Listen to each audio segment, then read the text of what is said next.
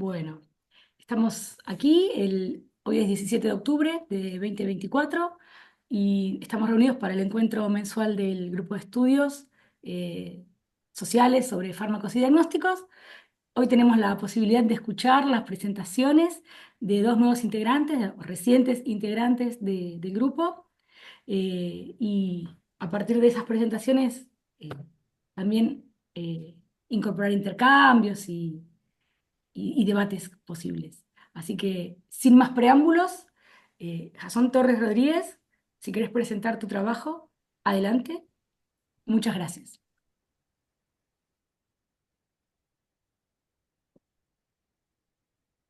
Vale. Bueno, lo primero es que hice trampa, mandé una imagen mía de hace 7 años en Guerrín. He cambiado mucho desde ese entonces, pero bueno, se entiende. No tengo foto actual. Bueno, mi presentación es parte del avance de la tesis doctoral en la Universidad Rovira Virgili en Tarragona. Tengo como tutor a Ángel Martínez, y importante profesor del área de la antropología médica. El título es Diagnosticar la violencia, arrastrar aflicciones, indagaciones antropológicas en las intersecciones de salud mental, sufrimiento social y delincuencia juvenil. Me desempeño hace 10 años en el contexto de la justicia juvenil acá en Chile, como profesional de atención directa. Ahora desde diciembre de 2023, estoy un poco alejado de esa tarea.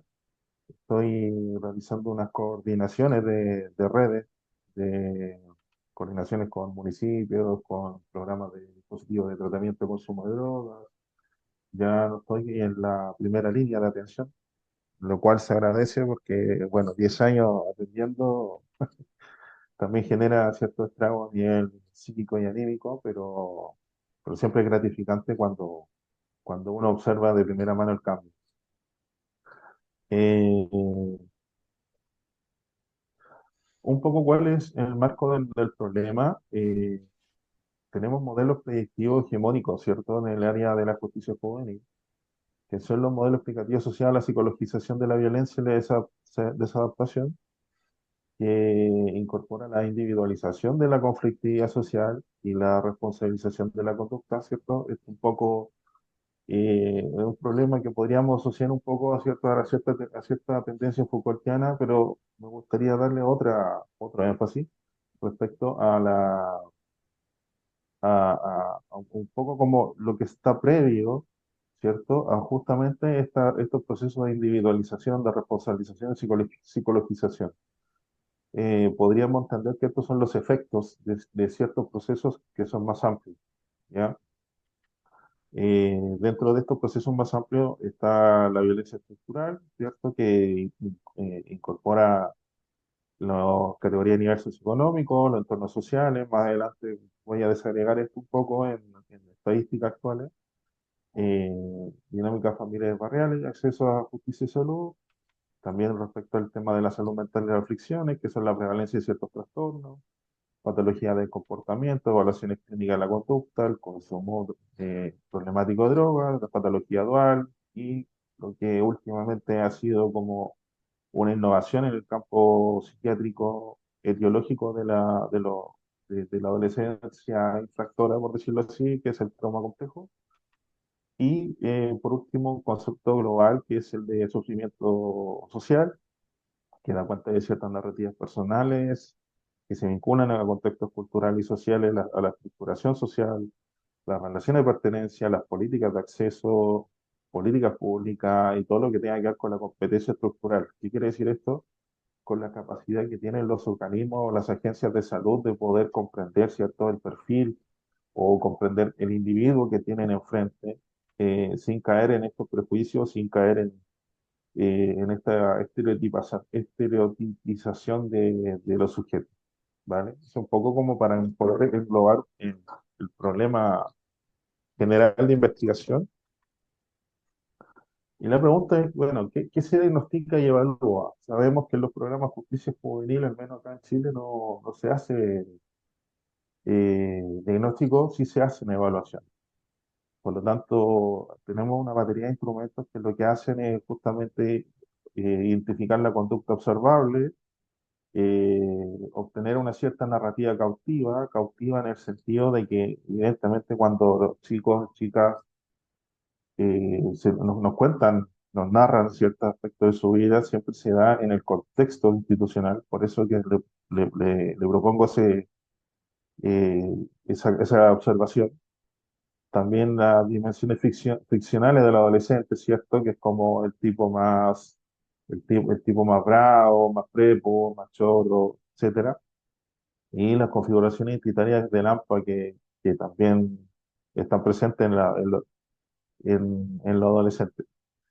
Y por otro lado, tenemos la tipología de sujetos esperables para la psiquiatría. Esto lo hemos visto cuando se hacen derivaciones desde los dispositivos de justicia juvenil o desde las agencias de control social penal a atención en salud mental, ¿cierto? Que hay un tipo ideal por decirlo, un tipo ideal beberiano, ¿cierto? De carácter psiquiátrico. Y esta es la prevalencia, de que son los trastornos disociales, la patología dual, el trauma complejo y el trastorno mixto ansioso depresivo, que son los diagnósticos que más se repiten. Eh, ahora, esto podríamos decir que esto es lo que hay, esto es un poco la situación actual, la coyuntura.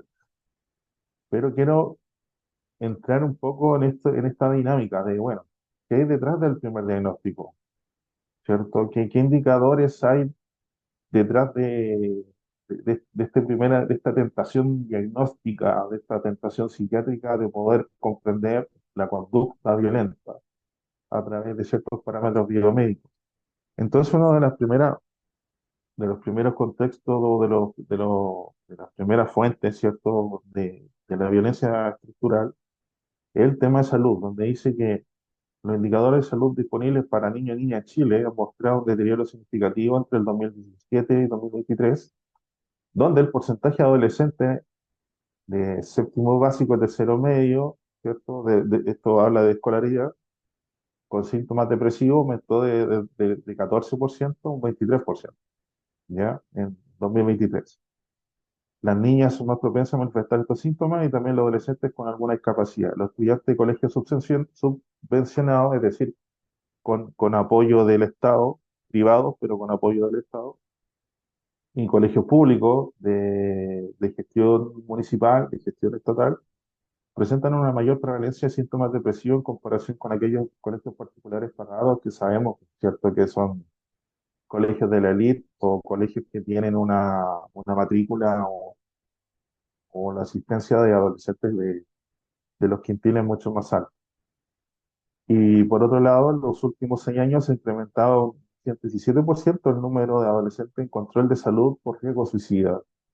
Estos aumentos dan cuenta primero, que existe mucha más cobertura en salud mental en el sistema, lo cual eso podríamos definir que es positivo, pero también que hay una mayor demanda, por lo tanto, también hay una autopercepción sintomatológica respecto al malestar, ¿ya? Por lo tanto, eso indica que en el ámbito de salud mental específicamente, para la niñez y para la adolescencia en Chile, el tema de salud mental está siendo una prioridad, ¿ya? Y se está priorizando a través, en principio, en el sistema escolar. Respecto a la familia de redes de apoyo, el informe de la encuesta CACEN, que es la ficha de caracterización socioeconómica que se aplica acá en Chile, hace seguimiento al porcentaje de niños y niñas que viven en hogares monoparentales, ¿ya? Dentro de estas características es que estos hogares requieren de más apoyo para los cuidados. En tanto, estos no se pueden redistribuir dentro del núcleo familiar, entendiendo que, claro, que están al cuidado de una sola persona, que generalmente es la mamá. Entre el 2017 y el 2022, el porcentaje de niños en hogares monoparentales se mantuvo estable, ¿cierto? En el 19%, digamos, uno de cada 5 niños y niñas vive con un solo adulto cuidador, 9 de cada 10 de estos hogares tienen una jefatura femenina, con 91%, la gran mayoría.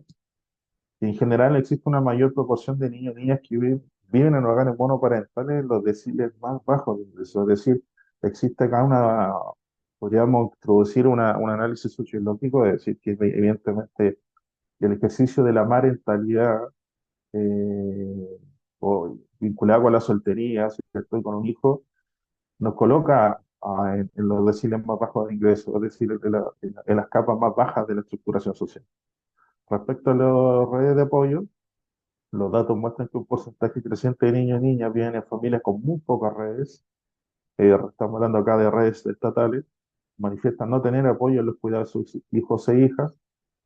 Un ejemplo de esto es que si en el 2017 un 12% de la infancia está con familias sin apoyo, en el 2022 este porcentaje aumenta un 18%, ¿ya? Y esto se amplía la estadística en hogares monoparentales alcanzando el 21%. Esto quiere decir que hay una crisis de los cuidados con respecto a entendiendo los cuidados como las condiciones mínimas de poder atender las necesidades de niños y niñas, ¿cierto?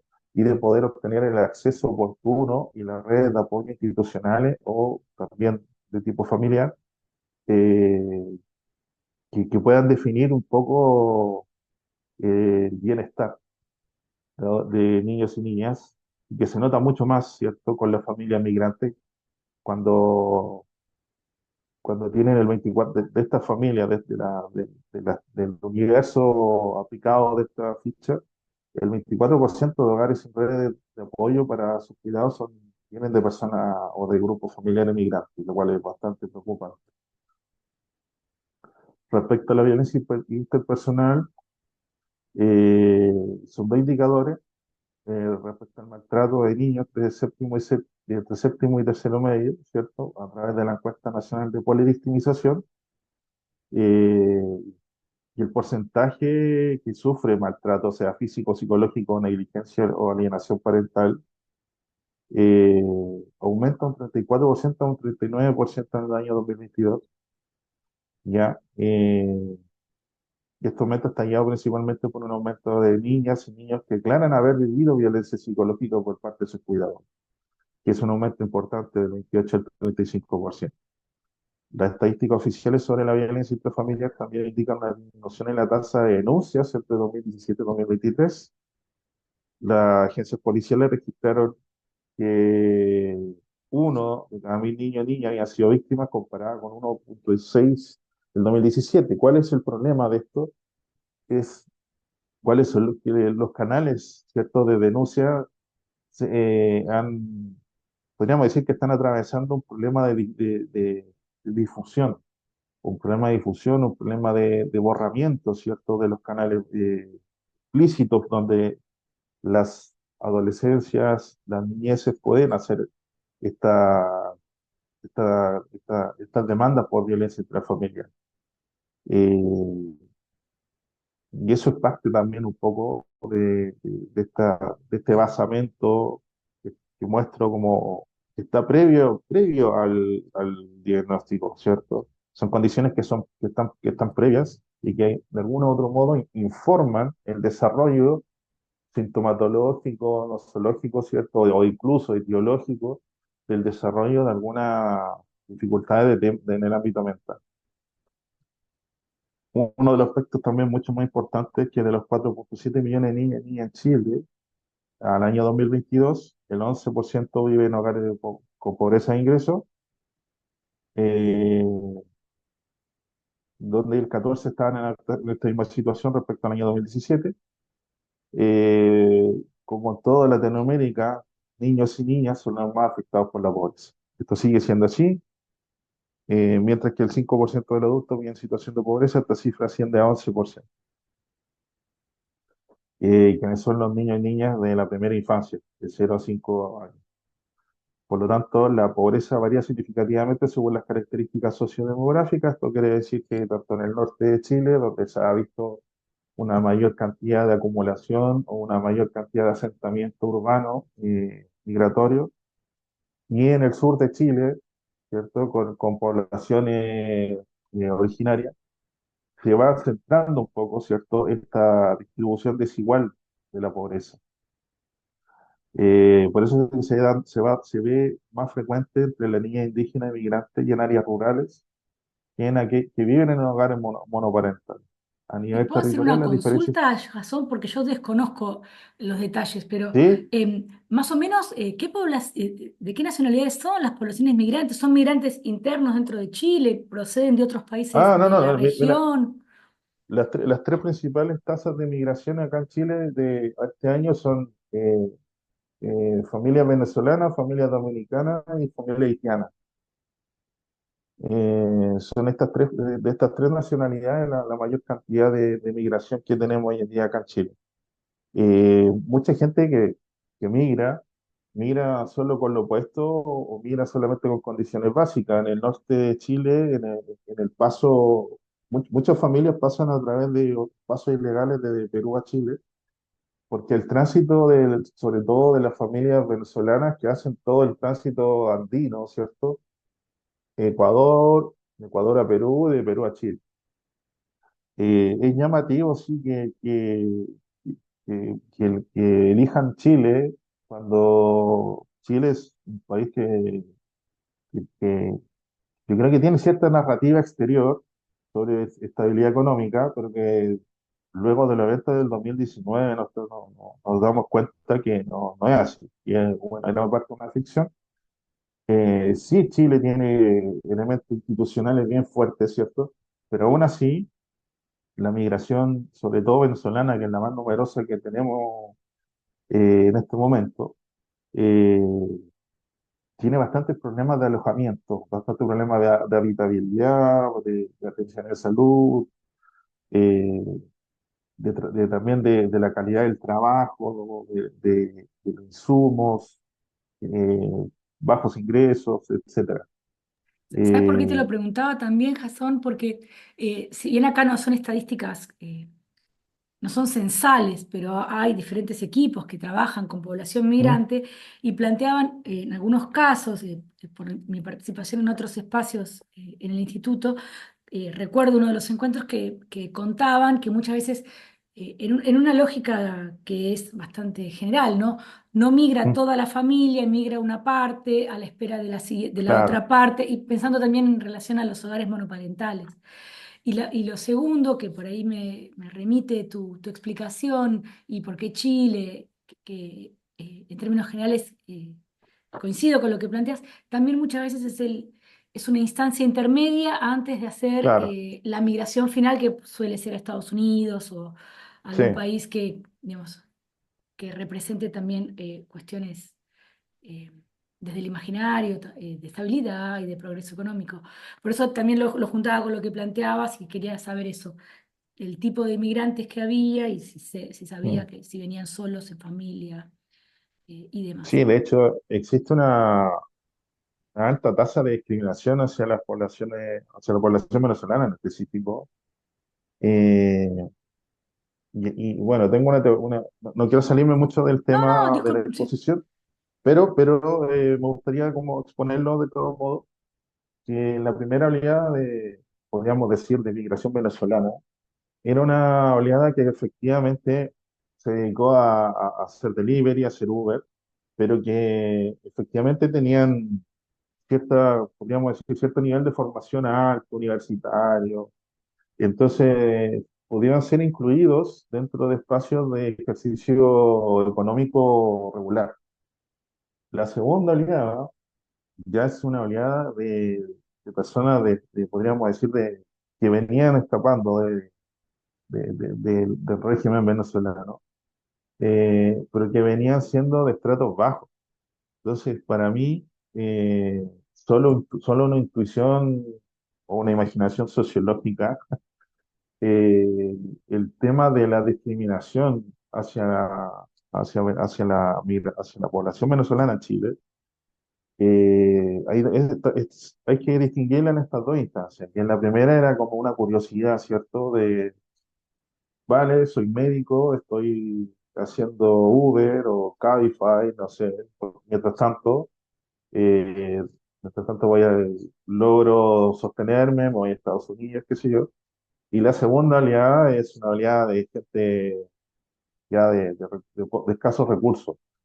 Lo que molesta justamente esa segunda oleada, que es la oleada de escasos recursos. Y es la que ha tenido Que más son, dificultades de inserción en un mercado claro, formal, digamos, o claro, y que espacio. también ha tenido como más ruido cultural, por decirlo, problemas más de convivencia, eh, porque son otro tipo de costumbres, otro tipo también de sociabilidad, etcétera. Entonces, con eso cierro un poco como Sí, sí, sí, sí. esa hipótesis. Pero aún así, claro, la niñez migrante sigue siendo uno de los principales problemas de Chile, eh, y que va generando evidentemente dificultades en el ámbito del sufrimiento social, principalmente, y posterior a la salud mental. Respecto a la ocupación, se observa que uno de cada tres niños y niñas vive en hogares donde los cuidadores carecen de empleo seguro, es decir, trabajo informal. Eh, Esto evidentemente tiene una narrativa que lo vincula con la alta vulnerabilidad, ¿cierto? La poca estabilidad de ingresos en familias con chicos y chicas. La proporción de estos niños disminuyó 3 puntos con respecto al 2017. eh, Principalmente se da en zonas rurales, con familias migrantes de pueblos originarios, y se repite nuevamente que son hogares con jefatura femenina. Una alta carga económica de la vivienda implica tener menos dinero disponible para otros gastos esenciales. Nuevamente son los niños y niñas migrantes quienes se ven más afectados por esta realidad.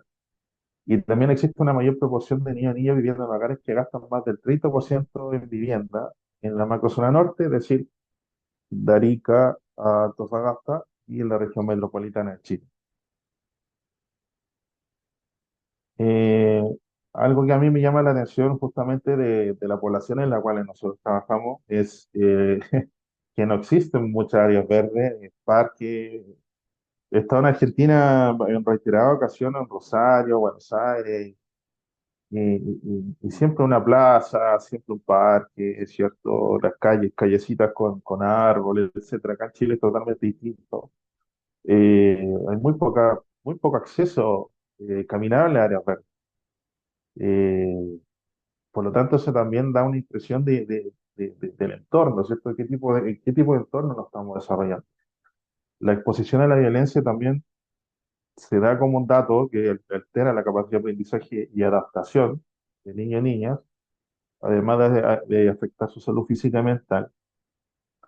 Y es que los entornos violentos han aumentado con un 47% de los niños y niñas en 2022. Eso quiere decir que un dato certero respecto a la situación en Chile, que la violencia ha aumentado y la tasa de criminalidad también. Eh, los barrios donde nosotros históricamente hemos trabajado,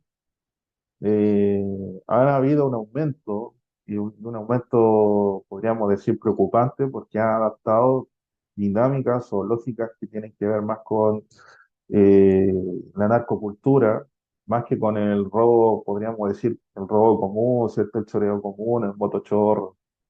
Eh, Ahora, el tema de las balaceras, ¿cierto? Que se considera como violencia crítica, el secuestro, se ha transformado ya en un tema más cotidiano.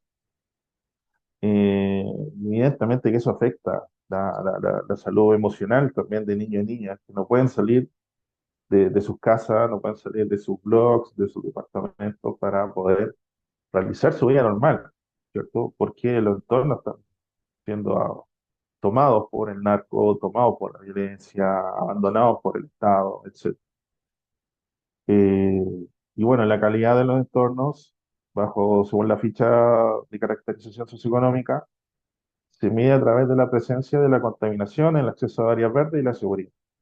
Por lo tanto, esto revela una clara desigualdad socioeconómica, ¿cierto? Que no está medida en términos financieros, ¿cierto? De ingresos, sino que está medida en cuanto a la calidad de acceso. Por lo tanto, los niños y niñas de los hogares más pobres enfrentan múltiples carencias en su entorno, afectando su desarrollo y bienestar. Y esto es una comparación, por ejemplo, con las zonas de mayor poder adquisitivo, acá en Santiago de Chile, donde mucho más plazas, mucho más parques, muchas más zonas recreativas, otro diseño urbanístico. De hecho. Por eso que Santiago de Chile se puede dividir en dos áreas que se conocen como de Plaza Italia hacia arriba y Plaza Italia hacia abajo, es decir, ese lugar simbólico que es como el centro neurálgico de la ciudad, divide un poco, de hecho no un poco, divide la ciudad entre las comunas que tienen más y las comunas que tienen menos. Entonces es dramático pasar de una comuna a otra y evidenciar que hay muchos más terrenos baldíos, que hay muchos más basurales, que hay muchas más autopistas, por lo tanto menos zonas verdes, eh, las construcciones son distintas, etcétera.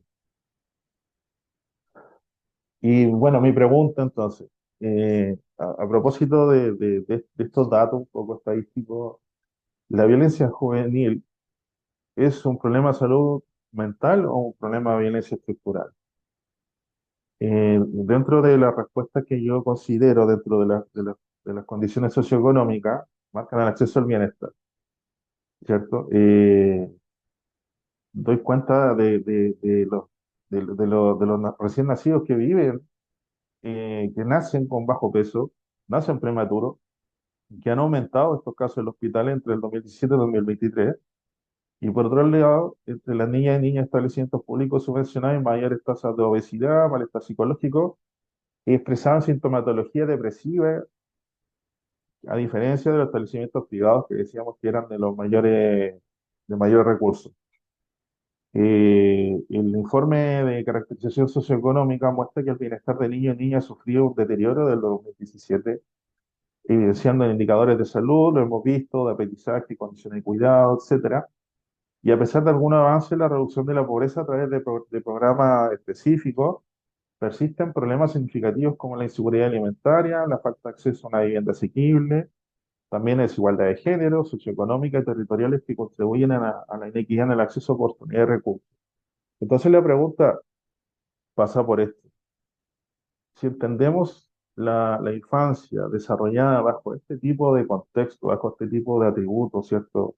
En este tipo de sociedades, lo que produce o lo que desarrolla y que podemos nosotros asociar a una sintomatología de salud mental, ¿sería justamente salud mental o sería violencia estructural derechamente? Entonces, en el contexto de la justicia juvenil, eh, estudio qué es lo que excluye el diagnóstico o la evaluación de las baterías criminológicas al momento de abordar el riesgo de reincidencia, ¿cierto?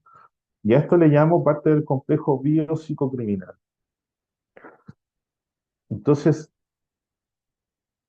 un poco como, ¿qué es lo que excluye el diagnóstico o la evaluación?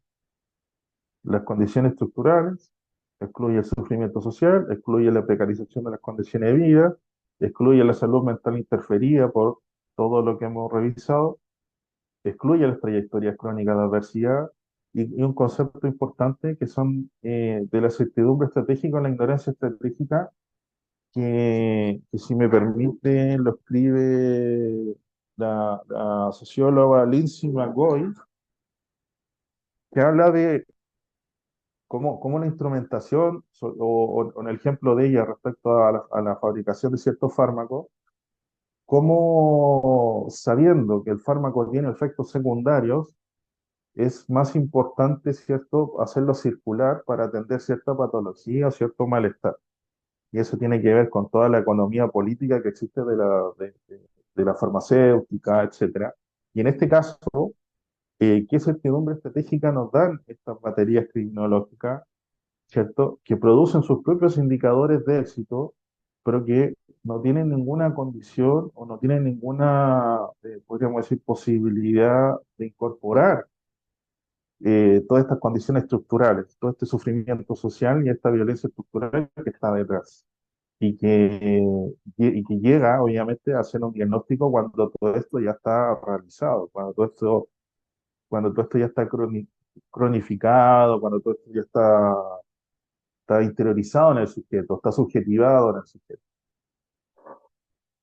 Entonces, un poco el objetivo de la tesis era problematizar los marcos comprensivos biopsicocriminológicos y incertidumbre estratégica, y para ello identificar las prácticas de diagnóstico o evaluación presentes en los marcos biopsicocriminológicos describir los componentes excluidos de los modelos hegemónicos, un poco lo que he tratado de hacer en esta presentación, profundizar en las narrativas de profesionales de la atención directa y en adolescentes también respecto al uso de ciertas categorías diagnósticas o evaluación en el marco de programas sociales de justicia juvenil y comprender un poco y propiciar marco alternativo de aproximación al fenómeno de la delincuencia juvenil, ¿cierto? Es necesario cambiar, hacer un giro, como se dice en ciencias sociales, del aspecto netamente individualizante del crimen hacia quizás ya contextos, elementos más contextuales, elementos quizás que partan de antes, ¿cierto? De las condiciones que generan, evidentemente, el proceso de desviación y violencia juvenil. Bueno, ahí está un poco las referencias teóricas con estos personajes, la mayoría europeos. Lo voy a saltar porque me da un poco de vergüenza ajena, pero bueno. La metodología es una etnografía, la observación participante, la realización de entrevistas y la transferencia de conocimiento, porque bueno, la idea de todo esto es también poder proponer algunas prácticas de intervención que sean distintivas, que puedan colaborar con la consideración, ¿cierto?, de sufrimiento social y la violencia estructural como gatillantes de la salud mental, gatillantes de la desviación y gatillantes también de trastornos psiquiátricos que se vinculan a la criminalidad común y corriente.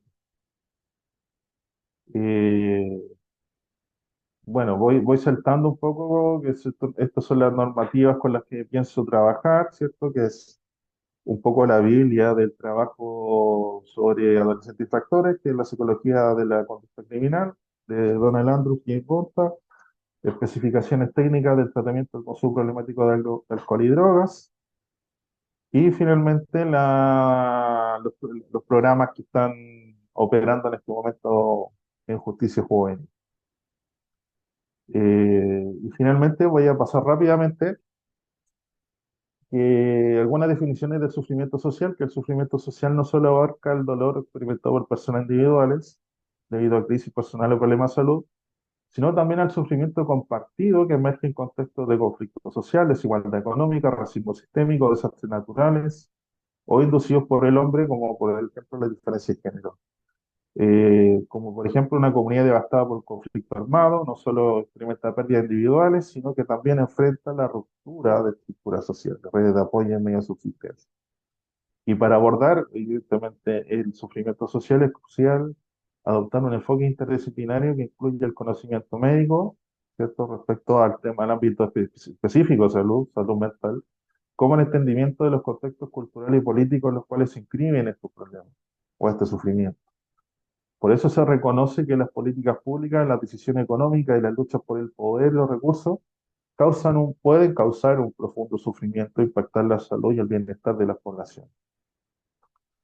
Bueno, esto es parte de la etnografía, ¿cierto? Que son las condiciones de vida de algunos adolescentes con los cuales nosotros trabajamos acá, que es un poco este concepto de ecologías precarias, que son condiciones de existencia de alta inestabilidad y vulnerabilidad que afectan al entorno humano. Eh, bueno, no deja de ser impactante porque es una imagen y uno dice, bueno, eso el otro día no se arregla, y pasado mañana tampoco, y el otro año tampoco, y así. Por eso que la ecología precaria es como, bueno, las condiciones de posibilidad de la vida en entornos marginales generalmente se mantienen del mismo modo, pasan a ser poblaciones excedentales. Entonces, eh, evidentemente que hay una serie de operaciones, ¿cierto? Procesos sociales que mantienen poblaciones o franjas de población permanente en la marginación y, por lo tanto, que producen, ¿cierto? O facilitan procesos de violencia y desviación juvenil. Eh, bueno, esto lo vimos al principio, ¿cierto? Que son las tasas de medición de precariedad de niños, niñas, adolescentes. Eh, Esto un poco, bueno, la foto no se ve muy bien, pero es un blog donde nosotros vamos, y está la policía entrando, eh, que es como los territorios donde nosotros trabajamos, ¿cierto? Y la investigación la voy a situar en dispositivos de atención de intervenciones de salud mental, consumo de drogas, proceso de responsabilización y reinserción social para adolescentes en conflicto con la ley, que se ubican en la zona norte de Santiago de Chile, específicamente en la comuna de Quilicura y la provincia de Chacabuco, que sería como una colina Lampetit. En estas cuatro comunas de atención, el 95% de los adolescentes provienen de sectores indicados como riesgosos, señalados como puntos rojos por su alta conflictividad social y actividad ilegal. Y finalmente, eh, quiero dar cuenta de la mutación antropológica del sujeto de atención, que pasa de la vulnerabilidad estructural, ¿cierto?, a la responsabilización penal a través de estas baterías criminológicas que presentan esta trayectoria de adversidad crónica, que es un concepto, ¿cierto?, que se desarrollan a través de la intemperie, a través del retroceso de la atención estatal, del retroceso de la cooperación o de la solidaridad que uno entendería que existe en nuestra sociedad contemporánea. Y la pregunta es bajo, perdón, ¿en qué circunstancias podemos hablar de salud mental en estos casos cuando los diagnósticos están informados por estructura y subjetivaciones precarias? Ese es como que lo dejo, una pregunta para mí, lo puedo dejar ahí para así que se da el debate, poder pensar un poco la situación actual. Eh, Tengo un avance, no sé si me da el tiempo. Tengo un avance del trabajo del trabajo etnográfico. Si lo quieren escuchar, genial. Si no, lo dejamos hasta acá, para no Era la quitarnos tiempo. pregunta que te iba a hacer cuando llegara el momento de intercambio. ¿Cómo venías con el proceso de investigación en términos de iniciación en el campo? Así que si lo querés contar, me parece que podemos tomar unos minutos para eso. Ya, bueno, como chileno hablo rápido, voy a tratar de hacerlo más. Ya, tengo un caso. Eh, bueno, tengo varios casos, pero acá hay uno que me impactó. El título se llama Delirios Urgentes. Me encuentro acompañando a José, bueno, José, una anonimización, ¿cierto?, de un chico real. Me encuentro acompañando a José en el Hospital San José, en la comuna de Independencia, en el norte, en la zona norte de Santiago. Llegó media hora antes de la acordada con su padre, que le indica que va saliendo con el adolescente de su casa en dirección al hospital. En esta conversación telefónica, el padre, con un tono de voz angustiado, indica que su hijo tuvo una crisis psicótica por consumo de cocaína. Y quién sabe qué más se metió este cabrón. Como señala, refiere que durante la madrugada, José tuvo un episodio de una crisis en el cual quiso agredir a su familia, resultando en un forcejeo en el cual se golpeó la mandíbula. Mientras espero yo en la zona de urgencias, van y vienen ambulancias trasladando personas, algunas en camillas, otras con ayuda de paramédicos y familiares. En la sala de espera no hay asientos disponibles. Hay personas rodeando a otras que están sentadas. Se escuchan quejidos, signos de dolor y otras con mascarillas de respiración. El padre nuevamente me contacta por teléfono. Llegamos en 5 minutos. No está bien, José. Usted está ya en urgencias. Llegan luego de 25 minutos de este último llamado. El padre llega primero, indicando que no tenían dónde estacionar su vehículo. Mencionan que José viene detrás. El padre ingresa a la sala de espera para realizar la inscripción para la atención en urgencias. Se acerca a una ventanilla con una encargada de atención al público. Observo que extiende la documentación del adolescente a través de una ventanilla. La persona del otro lado no le dirige la mirada. Luego de un momento, José ingresa a la sala de atención con su mandíbula inflamada y con signos de somnolencia, inestabilidad y agitación. El padre refiere que por ser adolescente del Servicio Nacional, ¿cierto?, de Servicio Nacional de Menores, debieran atenderlo con prontitud. Pero la persona del otro lado de la ventanilla indica que no cuenta con información sobre esta solicitud y este convenio, por lo cual debe esperar junto al resto de personas. José se muestra irritado, insulta al padre, agitando sus brazos de manera amenazante, indicando que se irá a su casa. El padre intenta contenerlo, posicionándose al lado de José mientras mientras lo intenta conversar. El adolescente sale de la sala de atención y se sienta en el suelo, en la zona de ambulancia. Se acerca personal del hospital para indicarle que no puede estar sentado en su lugar, ya que llegan personas con situación de emergencia y deben pasar a toda velocidad. José se levanta apoyándose en la pared al costado de la puerta de entrada de la urgencia. Prontamente el adolescente se muestra intranquilo, moviendo sus piernas y luego la cabeza. En una demanda de arreglarse el cabello, le solicita cigarros a su padre, que le facilita uno. José indica que es un hijo pródigo, ya que cuando recibió una bala hace 8 meses estuvo muerto unos minutos según el reporte de los médicos. Le indica al padre que Dios lo salvó, que está en la tierra para realizar grandes obras. Entiendo que está en un, yo entiendo en este momento que está en un brote psicótico. El adolescente se acerca a otras personas para relatar este episodio donde estuvo declarado muerto mientras le realizaban la correspondiente reanimación. Las personas se muestran incómodas e incrédulas, lo escuchan y luego se alejan. Esta escena se repite durante al menos 5 veces más, con distintas personas. Luego de 3 horas y 4 minutos de espera, José se encuentra en el límite de su paciencia, amedrentando a otros adolescentes que se encuentran también en la sala de espera. El padre lo lleva de un brazo a la entrada para que no haya problemas con otras personas. Lo llaman para ser atendido en el box de evaluación. Al minuto sale ofuscado y emitiendo amenazas de golpear a un enfermero y al guardia de seguridad, indicando que lo habrían amenazado una vez que estuvo dentro del box. El enfermero solicita la presencia de algún adulto. El padre se acerca, se me hace pasar junto con él y el adolescente. José indica que fue discriminado e insultado por el enfermero. El profesional indica que el adolescente no puede ser atendido ya que no está en condiciones para realizar alguna evaluación. El padre se muestra nervioso, solicitando a José que pueda estar tranquilo ya que lo atenderán en breve. El adolescente mantiene una actitud hostil frente al guardia que custodia el ingreso a las camas de reposo, mirando fijamente al adolescente. El enfermero indica que no pueden atender personas bajo consumo de drogas, debiendo ser llevados al hospital psiquiátrico que atiende esta situación. El padre intenta explicar que su prioridad es que lo atiendan de su mandíbula rota e inflamada, siendo esta la razón por la que se encuentran en urgencia. El enfermero, reacio a atender al adolescente, indica que deberá esperar nuevamente en la sala de espera para que le asignen un número de atención.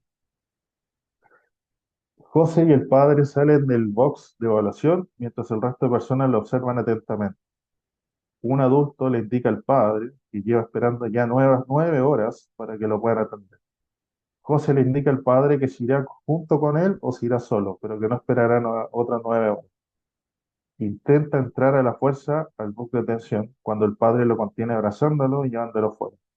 Hay personas que realizan reclamos, pero que no se distinguen. Finalmente, el padre se disculpa conmigo y se lleva a José, refiriendo que no pueden esperar otras 4 horas, por lo cual pedirá dinero prestado para que sea atendido en una clínica o le puedan dar algún calmante. El adolescente entre risas le indica que no le pasará nada, ya que estuvo muerto antes. Bueno, muchas gracias por la atención. Muchas gracias a vos. Tengo algunos comentarios para hacer o preguntas, pero vamos a continuar con Daniel y después en todo caso hacemos hacia el final algún comentario adicional, ¿sí? Para cada uno de las presentaciones.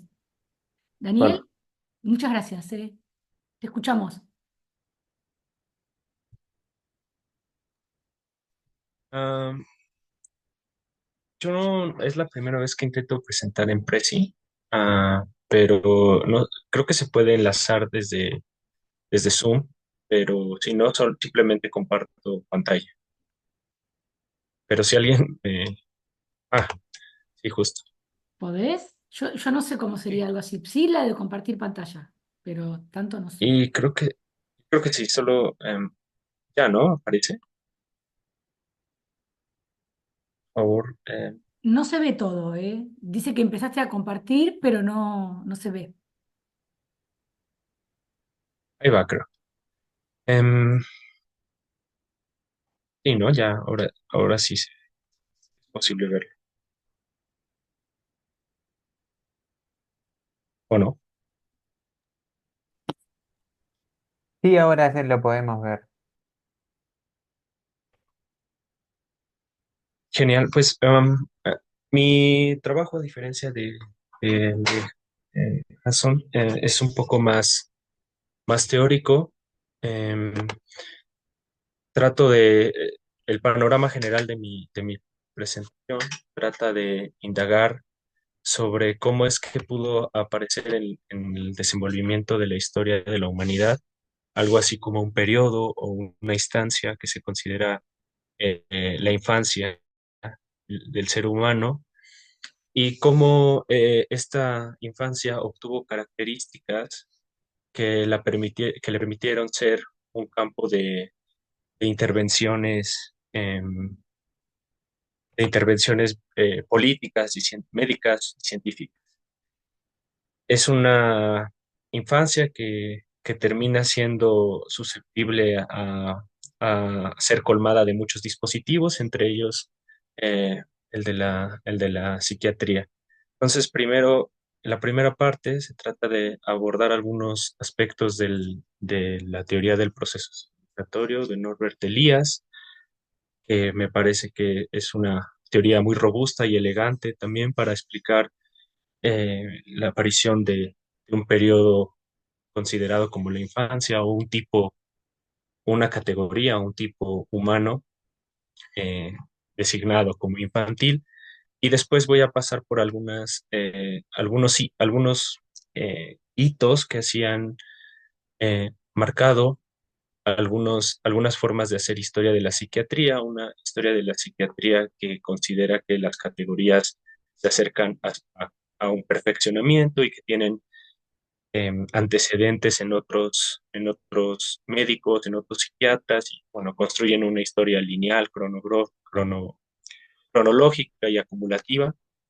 Sin embargo, eh, lo que veremos es que sí hay una especie de continuo entre estos pensadores que se han considerado que ya vivieron el TDAH, pero hay otras rupturas epistemológicas muy importantes que hay que considerar. En fin, bueno.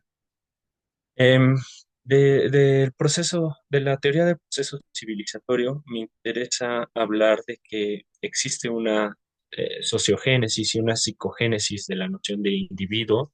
En la teoría eliasiana, el individuo es como una operación, es como una fantasía funcional, es decir, tiene una función en la sociedad, que al mismo tiempo produce una forma de entender la sociedad. Es decir, la verdad es muy complejo el pensamiento de Elías en cuanto a la noción de individuación se refiere, pero vamos a intentar aclararlas un poco. Me interesa justamente lo que ya les dije, que aparece en algún momento de la historia de la humanidad, algo así como una infancia. No me da tiempo para matizar esto, no es que no haya existido algo así como infancia en toda la historia del hombre, bueno, de la humanidad, pero adquiere unas características muy específicas que podemos decir que es un momento parteaguas en, en términos de este estrato social o este tipo social.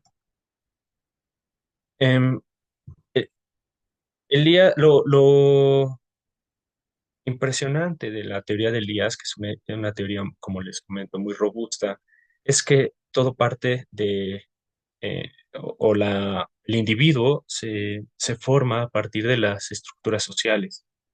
Tiene que ver con una intensidad, un incremento en la intensidad de coacción y autocoacción que deriva de una complejidad en la estructura social. Tiene que ver con que cada vez dependemos de más personas, cada vez tenemos que controlar más nuestro comportamiento. De cierta forma, es una de los primeros esfuerzos de incluir las lecturas freudianas a la sociología, y él considera o bueno, él demuestra a través de una lectura de manuales de comportamiento desde el Renacimiento, que efectivamente comienza a aparecer una duplicación del yo. Es la lectura claramente influenciada por Freud, que empieza a distanciarse del comportamiento inmediato, de las pulsiones, de los instintos, y genera una instancia psíquica de autoobservación, de de castigo, de introducción de temores y vergüenzas que permite que comience a aparecer una noción de individuo a partir de esta autorreflexión.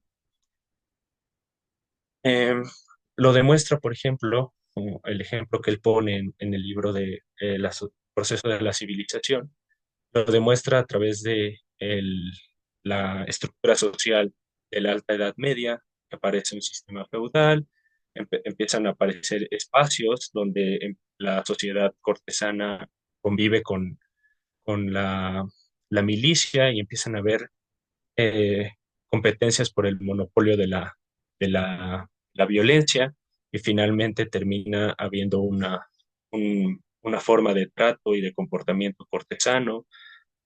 Podríamos llamar que es el inicio de una especie de aspiracionismo de clase y aunque esto sería bastante eh, anacrónico, pero es una forma de explicar lo que sucede en ese momento.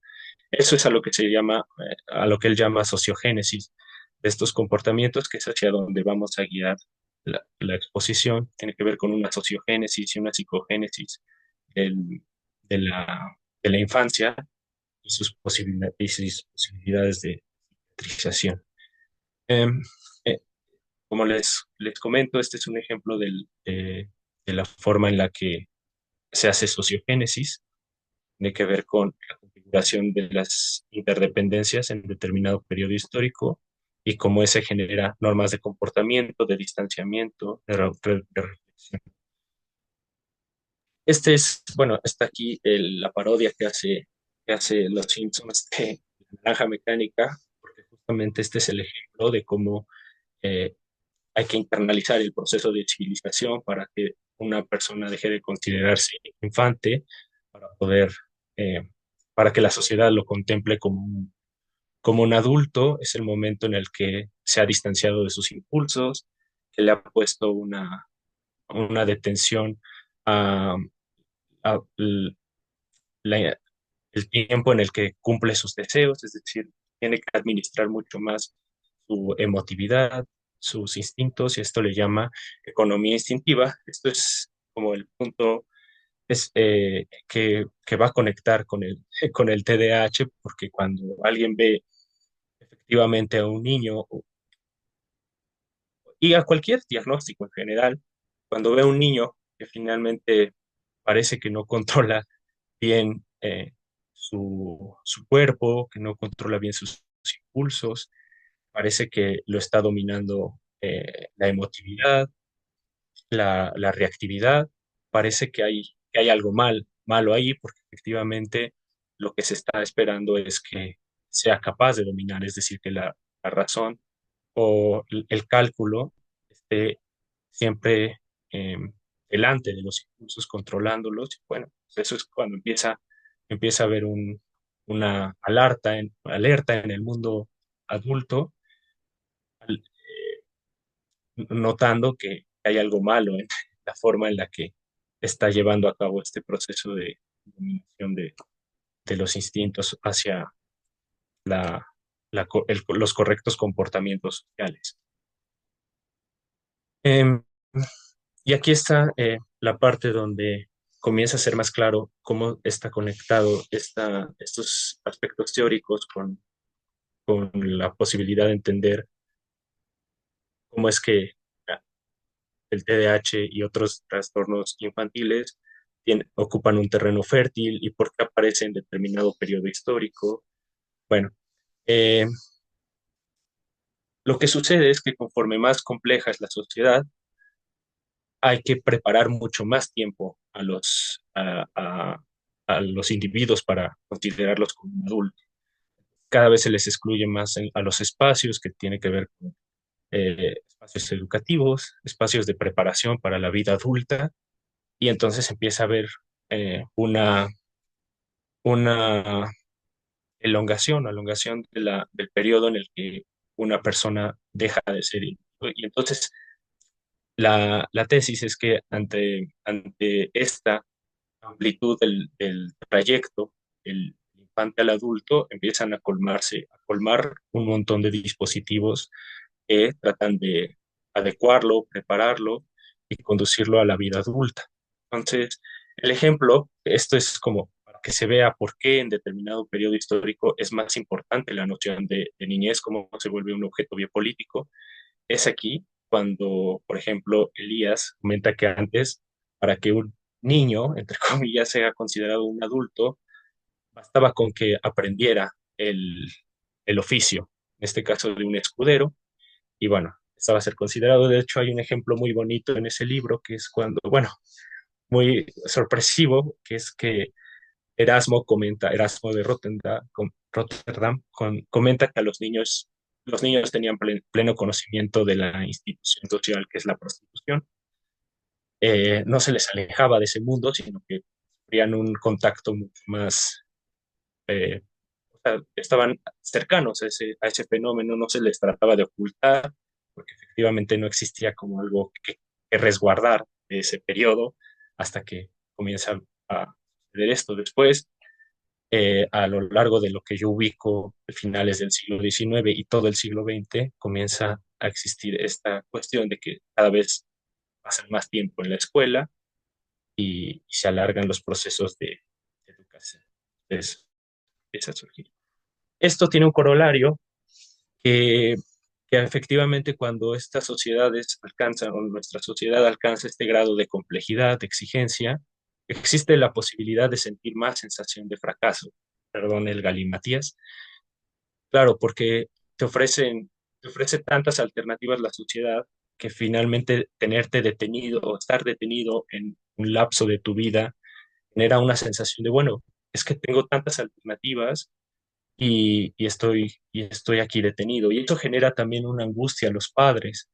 Efectivamente, es una angustia que tiene que ver con, bueno, si existen tantas posibilidades, ¿por qué cómo es que el niño o nuestro hijo está sufriendo un retraso en el supuesto correcto de desarrollo? Entonces, efectivamente, existe en nuestra sociedad una mayor posibilidad de sentir fracaso, dado las altas oportunidades de realización. Y aquí es donde, pues claro, empieza a aparecer una preocupación mucho más notoria en la historia sobre el fracaso escolar, el fracaso social, y donde, bueno, ahí como ya empieza a hacerse perceptible, aparece un dispositivos como los diagnósticos psiquiátricos. Esto coincide, y aquí es donde justamente por eso ubico en estas épocas un exceso o una proliferación de dispositivos que intervienen en la infancia. Es gracias a la teoría de la degeneración, me parece, esa es mi tesis, que tiene que ver con que, bueno, creo que aquí todos estamos familiarizados con la teoría de la degeneración, de los eh, caracteres degenerados adquiridos. Y bueno, lo que sucede es que esta teoría eh, pone un énfasis en la progenie, en en detener los rasgos degenerados en una instancia donde se pueden detener, que es la infancia. Entonces empieza a aparecer la pediatría, empieza a aparecer la pedagogía, la higiene y un montón de saberes y de cursos que tienen que ver con detener este proceso degenerativo para alcanzar la moral. Hay también un proyecto de nación aquí que busca ser cumplido a través de detener estos caracteres y producir una moral adecuada al sentimiento nacionalista bueno, generar al mercado también. Aquí les rescato, tengo que apresurarme un poco más, pero les rescato una cita del periódico de las Señoras de México de 1896, que habla de una serie de mandatos de cómo cuidar a los niños. Esto es algo que eh, empieza a aparecer en esta época, congresos psicopedagógicos, mm, eh, un mayor desarrollo del cuerpo de enfermeras que se dedican a tratar a los niños, a las niñas, a los infantes. Aquí de esta cita me encanta que les encomiendan a las mujeres Em, ¿Dónde está esta parte de la madre ciencia? Tendrás siempre limpio a tu hijo como lo manda la madre ciencia, no abrumándola con ropas, etcétera. La idea de que vacunarás, etcétera. Entonces, aquí, pues, digamos, la teoría de la degeneración acelera mucho más todo este interés por la infancia. Les quiero mostrar eh,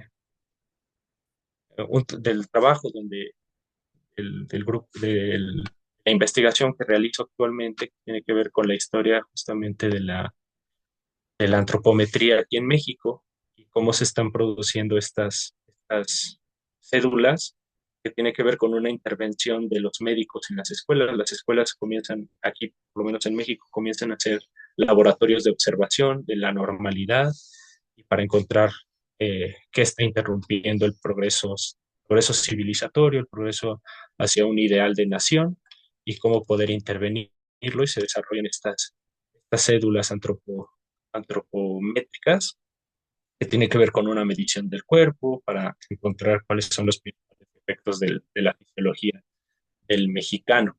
Es un trabajo muy interesante que es a grandes rasgos lo que resume lo que quiero hacer notar con la teoría de Norbert Elias. Es un proceso de sacralización de la infancia, se vuelve un aspecto sacro, lo vemos en muchos discursos que no me da tiempo de explorar, pero efectivamente comienzan a ser mucho más excluidos de la sociedad este periodo para volverlos a reincluir, es decir, es una exclusión que al mismo tiempo se vuelve inclusiva, es decir, la niñez es parte de la sociedad, pero al mismo tiempo se le excluyen espacios que la preparan al mundo adulto y donde efectivamente aparecen cuestiones como miedos al fracaso, el fracaso escolar, el retraso escolar, se empieza a hablar.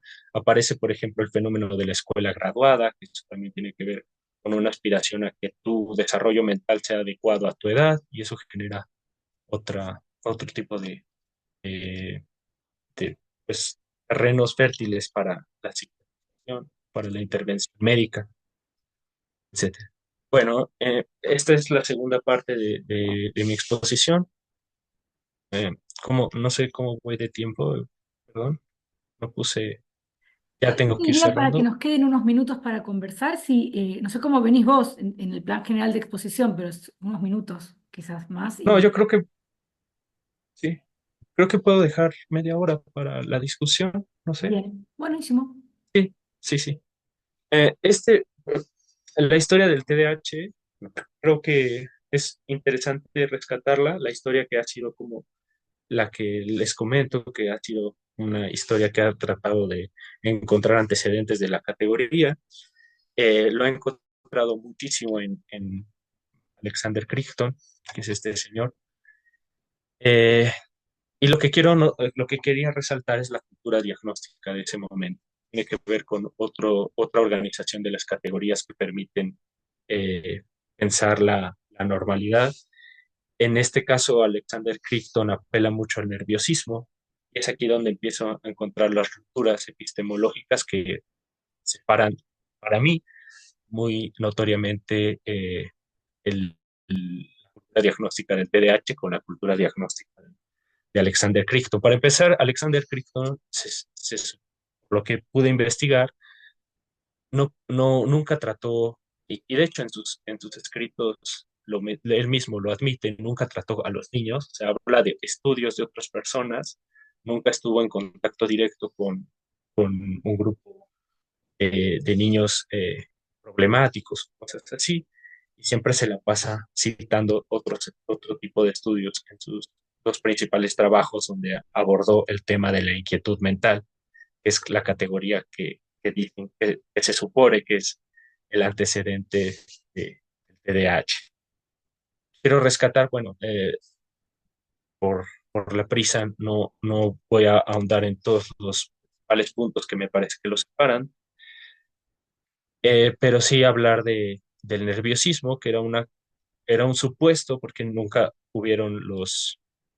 existieron los instrumentos para detectar estos postulados, pero se supone que el nerviosismo consideraba que en el sistema nervioso pasaba algo así como espíritus animales. Después, en el siglo XIX, comienza a hablarse de electricidad, empieza a ver toda una, si ven la imagen de atrás, es una enfermera que le está administrando corriente farádica a un paciente porque se creía que justamente eso permitía tranquilizar eh, la sobreestimulación de los nervios, que era que se consideraba era el origen de los padecimientos mentales.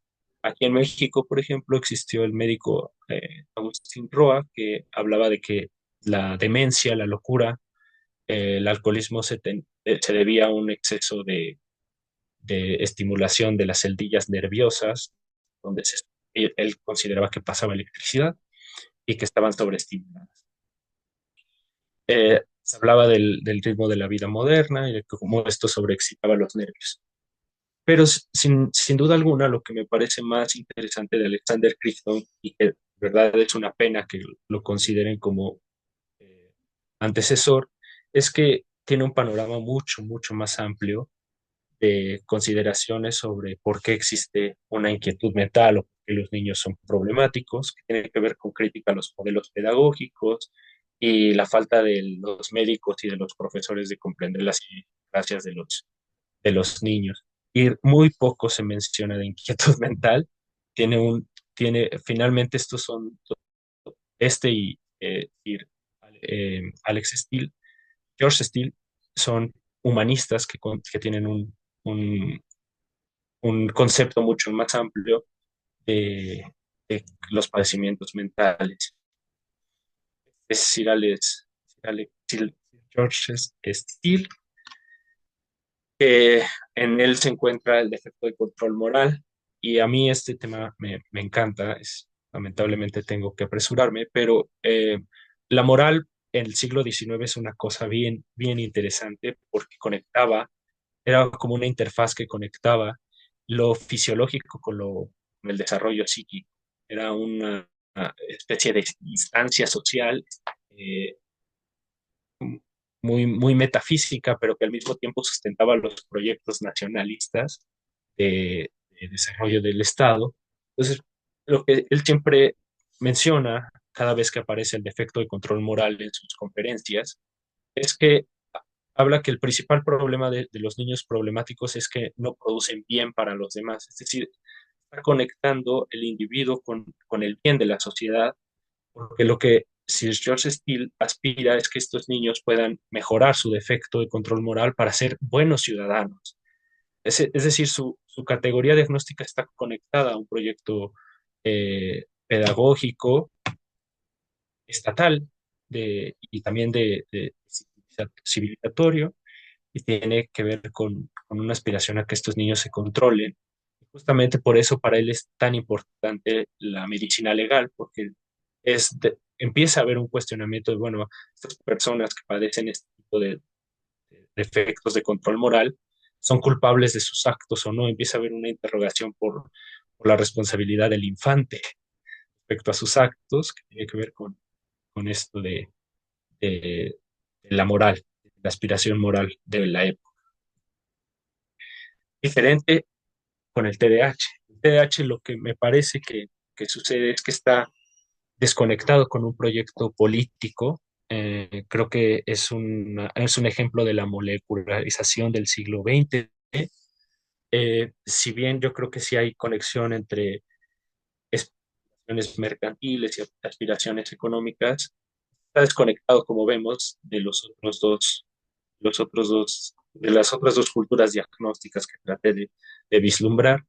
En el TDAH está, para empezar, eh, algo que Eugenia me ayudó mucho a pensar en mi tesis, que es la demanda del DSM y la burocracia que había que cumplir, es decir, estar al pendiente de las expectativas de las aseguradoras, las solicitudes epistemológicas de mayor estabilidad y mayor congruencia en términos de categorías diagnósticas y sus etiologías.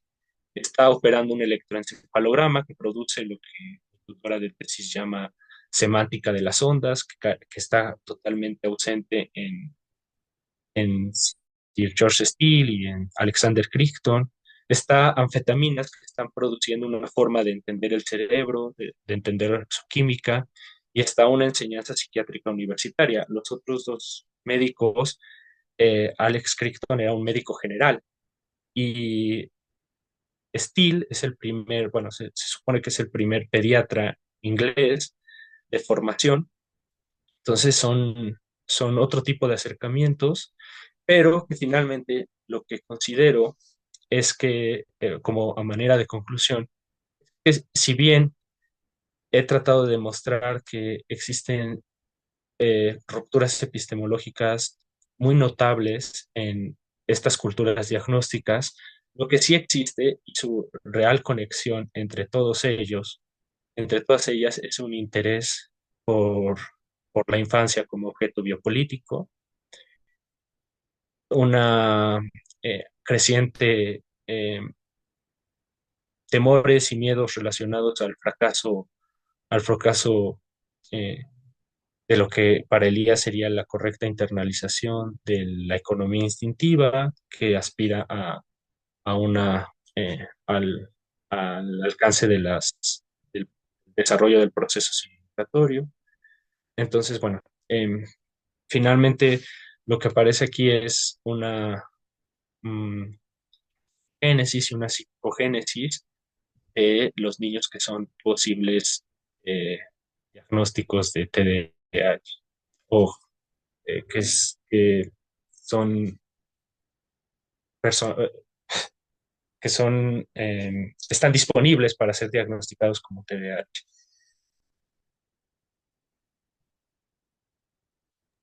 Bien, muchas gracias, Daniel. Em, Ahí saliste del Prezi, sí, ¿no? No, creo que, según yo no, yo lo sigo viendo. A ver, yo para poder abrir a los intercambios, Ah, sí, sí. que nos veamos mejor las caras. Ah, ahí están. Bueno, yo tengo algunos comentarios para hacerles a cada quien. En principio, del trabajo de Daniel, lamentablemente se compactó un poco la segunda parte, sé que tiene más elementos y componentes.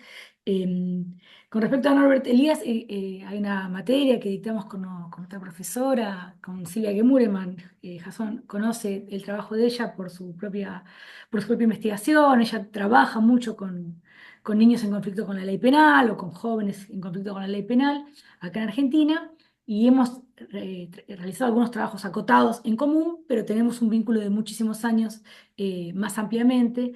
Y así como vos planteabas la cuestión biopolítica, Daniel, nosotros inscribimos este análisis que hace Norbert Elias con otros autores, cada quien con sus matices, como Philippe Ariès, Francine Muel, Jacques Doncelot, el propio Foucault en algunos aspectos, y sobre todo Nicolas Rose ¿cómo se llama? Políticas de la Governing ley. the Soul, tiene un capítulo que se llama El joven ciudadano, y donde él retoma algunas cuestiones sobre la importancia de la niñez también, y aquí voy para completar o acompañar la cuestión biopolítica que vos planteás, en tanto también objeto de gubernamentalidad. ¿Sí? El gobierno de las niñeces, de las infancias, es un elemento que incorpora Rose y que viene bien también para remozar un poco los argumentos más transitados en relación a la biopolítica, porque él plantea que la niñez es el segmento poblacional más intensamente gobernado de la existencia personal. Entonces, él incorpora esta capa y me parece que vale la pena, para poner en diálogo el trabajo de Elías con lecturas quizás, como te dije, en algunos aspectos vinculadas, en otros no, pero que lo que tienen en común, me parece que vos lo sugerís, pero para darle esa centralidad, es que la niñez aparece como un problema que tiene que ver con la obstaculización de la armonía social. En tanto, la niñez entraña un conflicto, es que digamos, todos esos saberes, dispositivos, tecnologías que vos mencionaste, espacios, edificios y demás, se ponen en relación a la búsqueda de una solución a esa niñez como problema. Me parece que esa sí es una línea donde podemos trazar una continuidad problemática, ¿sí? Aun cuando al interior vos encuentres estas rupturas epistemológicas que mencionabas. Eh, Frente a sociedades que se caracterizan por el conflicto, la niñez ofrece siempre una condición problemática que hay que buscar a partir de distintas estrategias reducir, ¿sí? Esa condición problemática. Y vos hablaste de distintas cuestiones, hablaste de la moralización, que tiene muchísimos elementos, explícitos o no en los diagnósticos, ¿sí? Y también hablaste de la teoría de la degeneración y del nerviosismo, que justamente es de lo que hablábamos ayer en el encuentro, en la clase pública, porque son categorías que han sido polifuncionales. También la categoría de nerviosismo ha servido al interior del discurso psiquiátrico, en el texto de Sandra Caponi lo rastrea, para explicar la locura de las feministas, de las eruditas y de las prostitutas.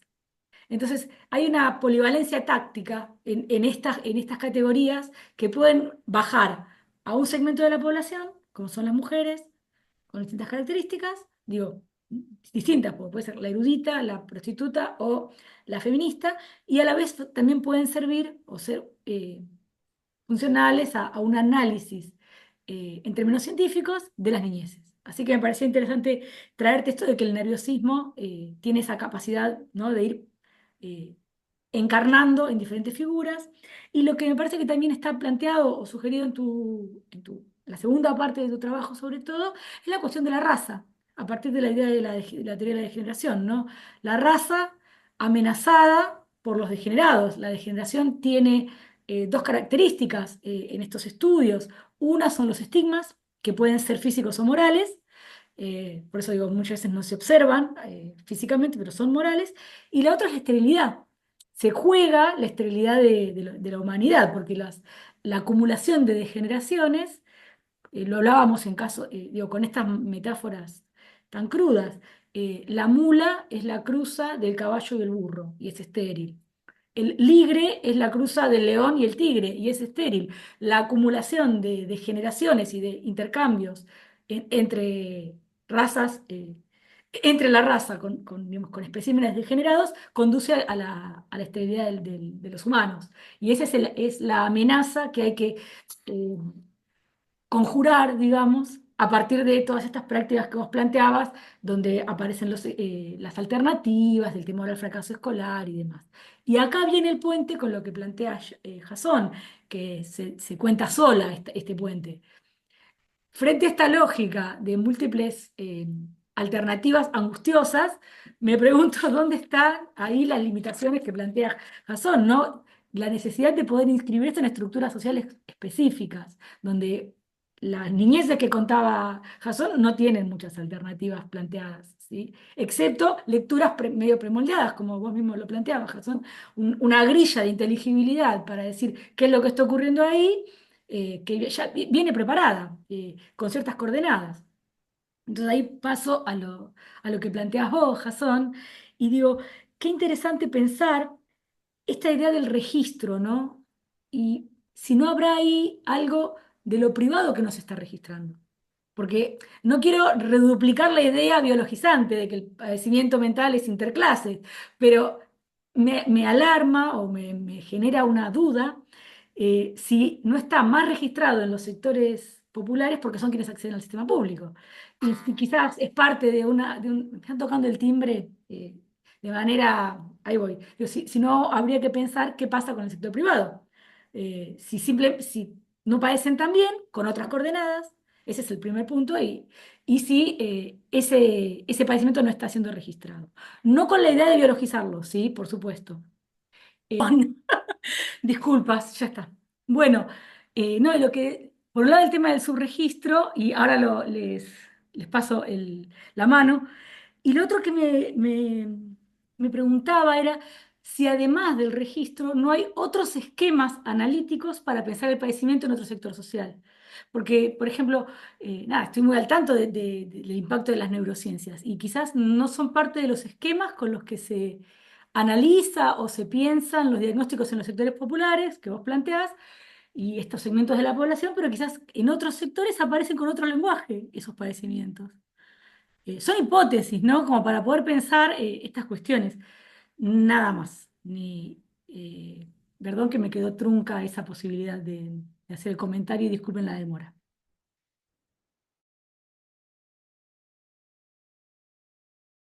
Sofi, ¿vos querías hacer algún comentario también? Así después les damos la palabra a los expositores. Sí, pero no sé si quizás Dani quería responder que había levantado la mano antes. No, no, está bien. Yo iba a hacer también un comentario a la exposición de Haston porque efectivamente me puso a pensar temas muy similares a los de Eugenia, pero mejor ahorita. Dale. Ok, bueno, en principio gracias a ambos por la exposición, la verdad que fueron súper interesantes. Yo tenía un par de preguntas para Jason. Por bueno, también una cercanía en el método, en la forma de acceder. Yo estoy haciendo maestría en antropología social y como estoy resolviendo cuestiones del campo, siempre mi pregunta es un poco por cómo lo está resolviendo otra persona.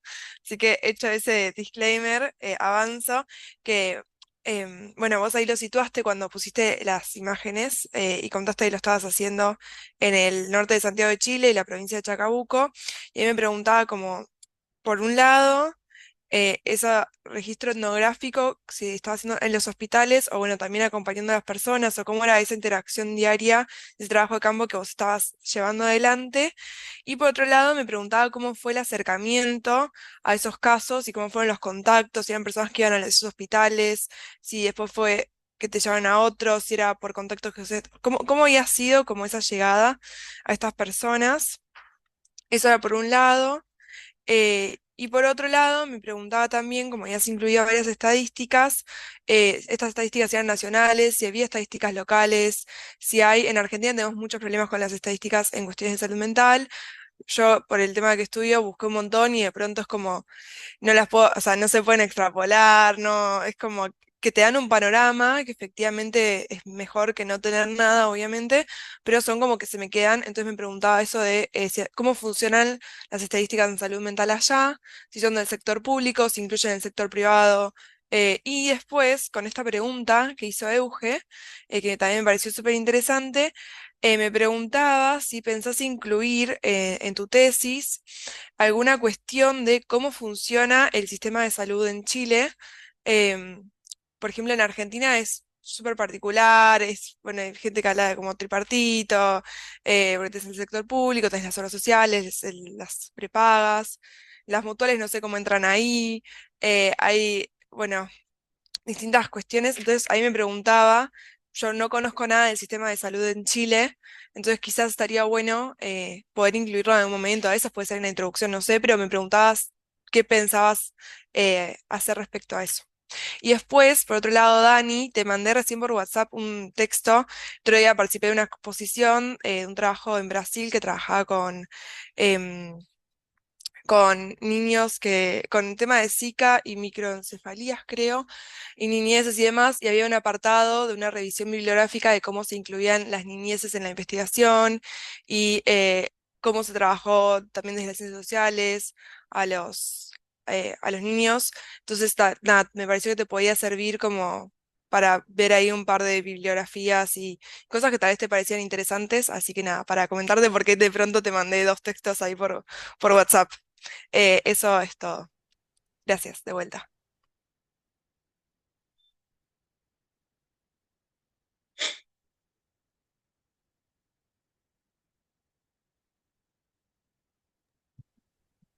Vivi, yo no sé si a vos se te ocurre lo mismo, pero cuando él habló de riesgo de suicidio, o riesgo suicida, vi que hiciste un gesto y dije, bueno, se ve que para Esteban también tiene interés, porque sé que vos venís eh, vinculando esas cuestiones al interior del diagnóstico de depresión y hablábamos en algún momento, ya te pasó Daniel, ¿no? Eh, Hablamos en algún momento de cómo la expresividad del riesgo suicida, que no parecía tan relevante hace un tiempo, ahora empezó a ser más pregnante, ¿no? Dentro de los diagnósticos.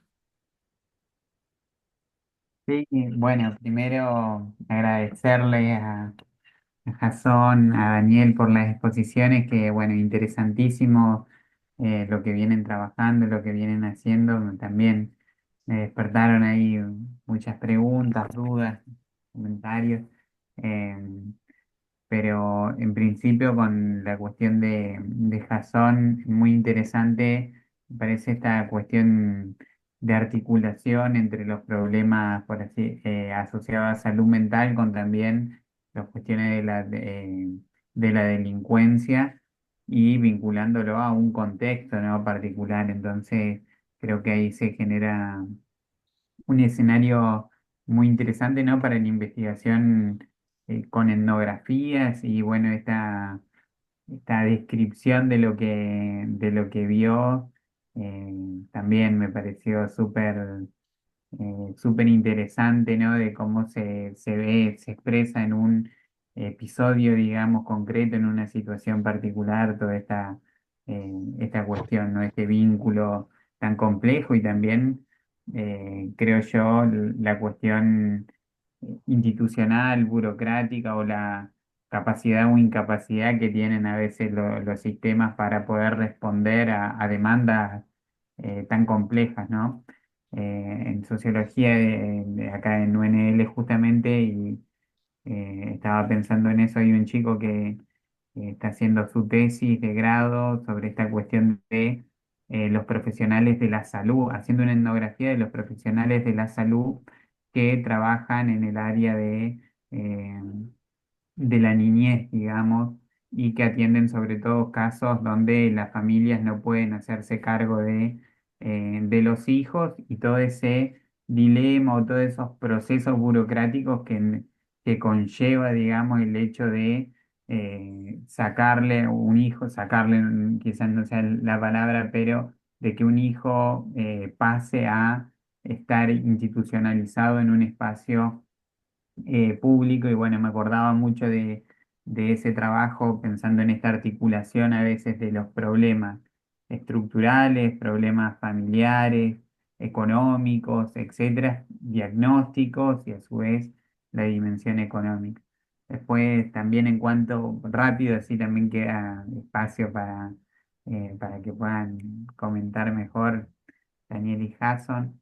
En cuanto al trabajo de Daniel, también me pareció súper interesante esta visión histórica de largo plazo, ¿no? No centrarnos solamente exclusivamente en el periodo actual o en especificidades concretas, sino justamente que creo que la visión de recuperar a Norbert Elías con esta idea de la sociogénesis, psicogénesis como la historia a largo plazo, nos permite atender a esa, bueno, justamente transformación o atención diferencial que ha ido teniendo la niñez y que ahora cobra una particularidad que antes no tenía, digamos.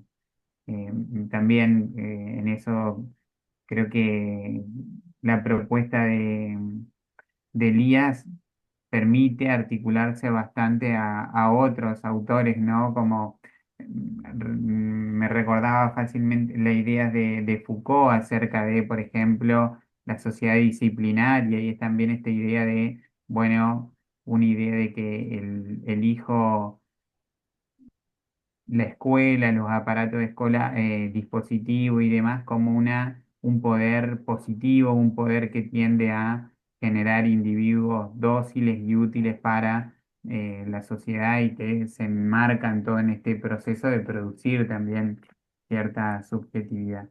Así que bueno, me resonaba también un poco a eso. Así que bueno, no, de nada, gracias de nuevo por traer estos trabajos tan interesantes acá.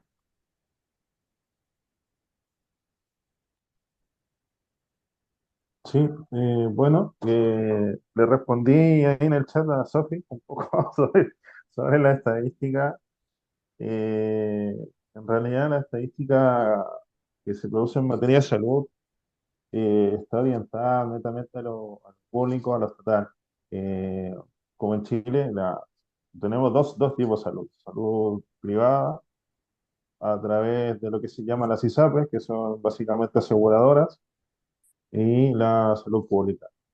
Eh, Hace poco hubo una legislación donde se le ponía un tope a la ISAPRE, al sistema privado, para que cobrase lo mismo que la salud pública.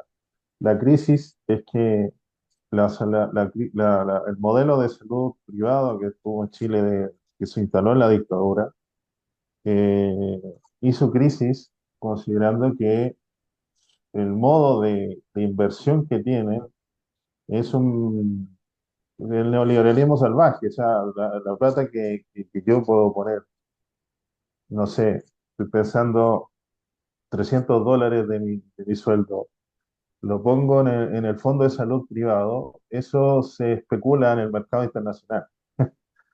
Y si el mercado internacional va mal, nos fuimos a la mierda, porque, bueno, ¿qué pasa con eso entonces?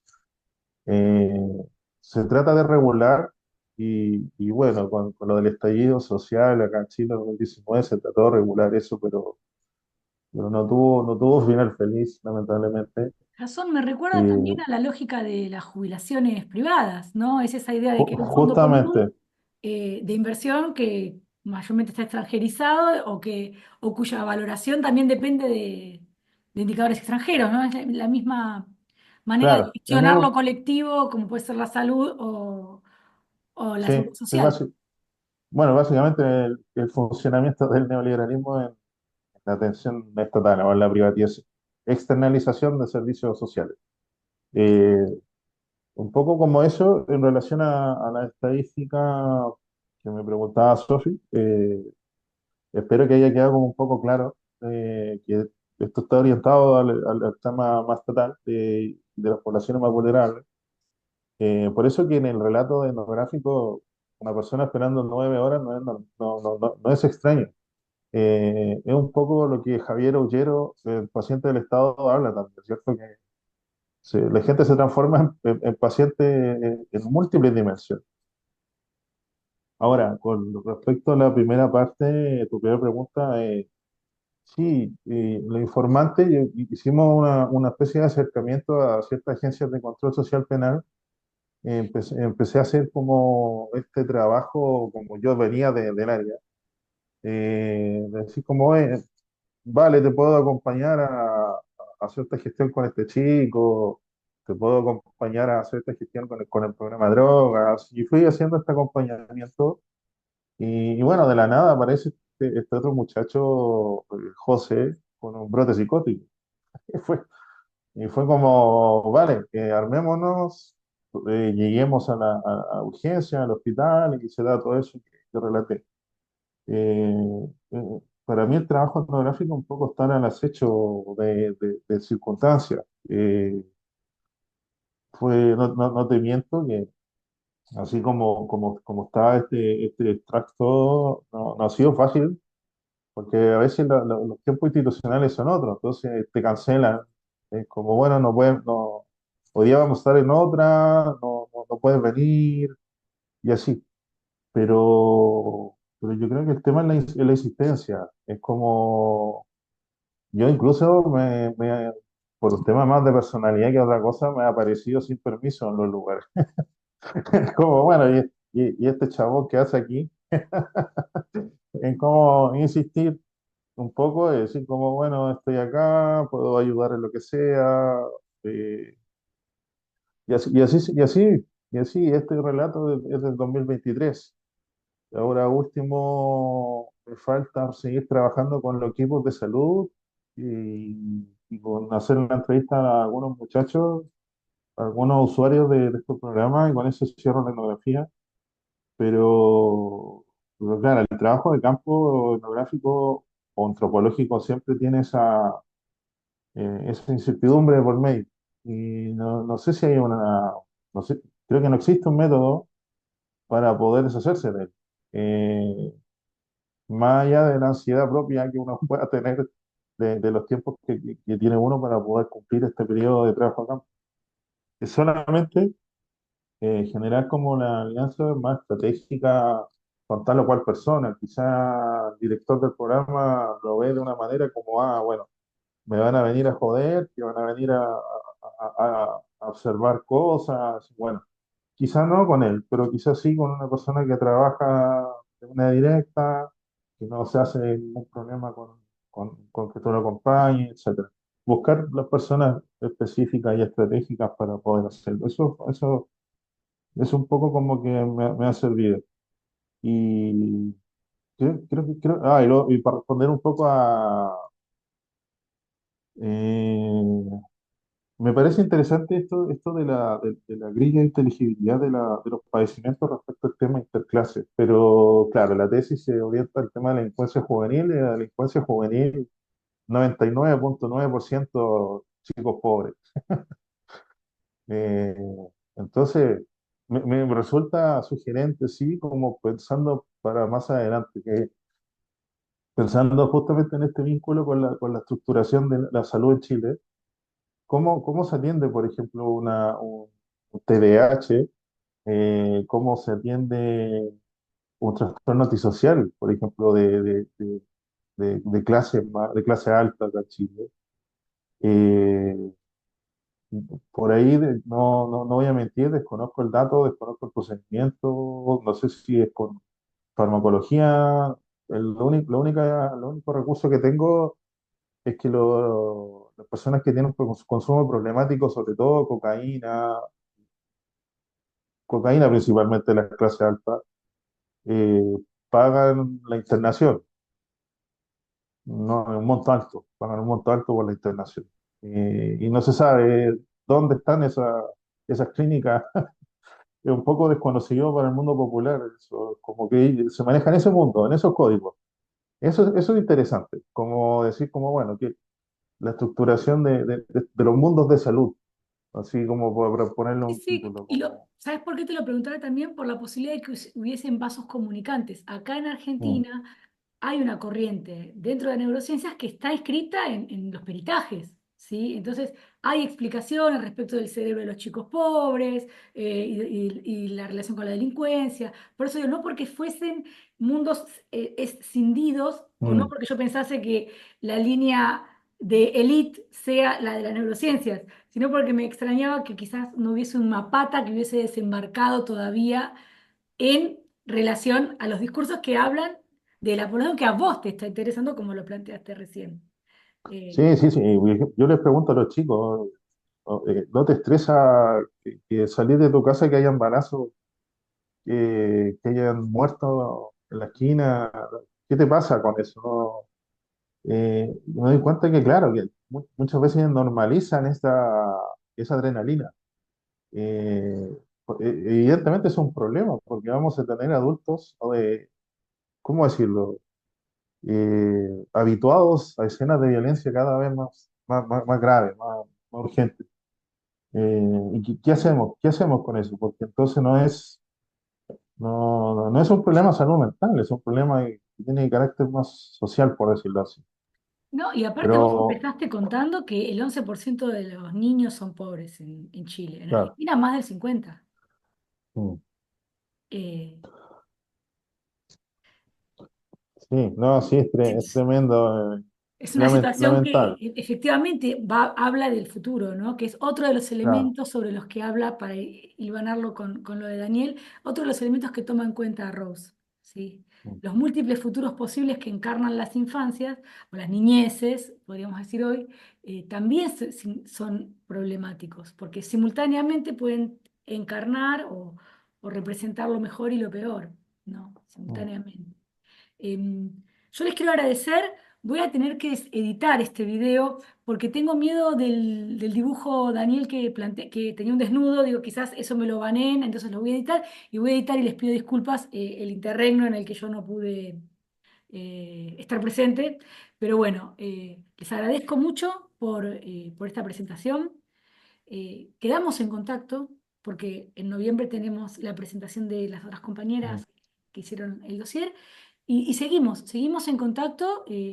Vamos a ver si hacemos algún otro encuentro más, aún no con el formato de las planificaciones. Vamos a ver también cómo se va llegando hasta fin de año con los diferentes frentes, pero como para hacer también un balance. Este año hubo muchas actividades y creo que de la mano de las participaciones de ustedes, que hoy se corporizaron en las presentaciones, tanto de Jason como de Daniel, también hubo un crecimiento en las posibilidades de discusión y en las líneas que se están trabajando al interior del grupo. Así que quizás podemos darnos un encuentro para para tener una pequeña bitácora de qué cuestiones han ocurrido este año y aún con las dificultades, quizás permitirnos pensar algunas para el año que viene, ¿sí?